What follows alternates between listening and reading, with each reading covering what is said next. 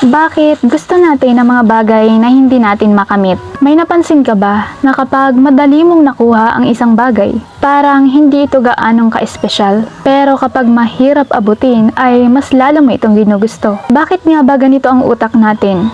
Sa psychology ay may tinatawag na scarcity effect. Kapag limitado, mahirap makuha ang isang tao ang isang bagay, ay mas tumataas ang value nito sa ating isipan. Halimbawa, may dalawang trabaho. Pareho ang sweldo at benepisyo. Yung isa ay madaling pasukan, yung isa ay mahirap pasukan. Kaya kadalasan, mas gusto natin doon sa mahirap natin makuha. Kaya, kung mapapansin mo, ay ganito rin sa relasyon. Minsan, kapag may mga taong hindi gaanong nagpapakita ng interes, ay mas lalo natin silang iniisip. Hindi dahil compatible sila sa atin, kundi gusto nang isipan natin ang mga bagay na hindi pa natin nakakamit. Meron pa ditong isa pang dahilan.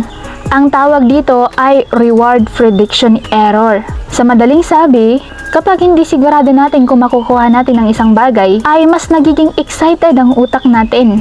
Para ba itong sugal ng emosyon? Ang hindi kasiguraduhan, ang hindi matanggal sa isipan natin. Pero may problema rito. Minsan, hindi talaga natin gusto ang tao o bagay. Ang gusto lang natin ay ang pakiramdam na makuha ito at ang pagkapanalo. Kaya kung may isang bagay na o tao na hindi mo makuha, tanungin mo ang sarili mo. Gusto ko ba talaga ito? O gusto ko lang ito dahil mahirap makamit?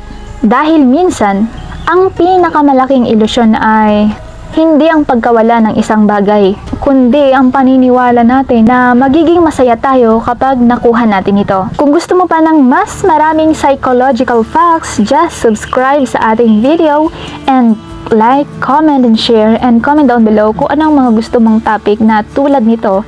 Just comment and gagawa natin yan ng another pang video. Thank you so much for watching!